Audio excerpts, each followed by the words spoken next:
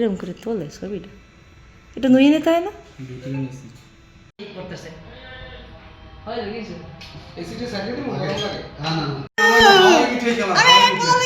সকালে তাই যে খাতে আসি খালার লাইট মারা লাগে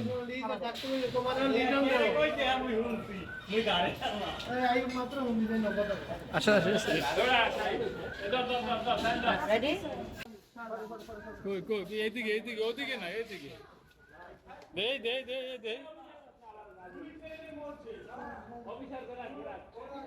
ওরে পাইয়ে কি ওরে কামড় দেবে? না না কেন ওটা একসাথে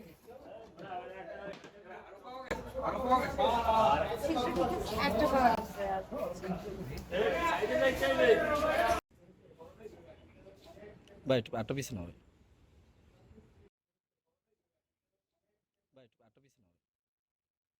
সাড়ে 3টা নাগাদ একটা কল আসে যে হচ্ছে বরিশাল ডিআইজি অফিস যে রয়েছে সদর দপ্তর, সেখানে ডিআইজি স্যারের রুমে সাপ দেখা গিয়েছে।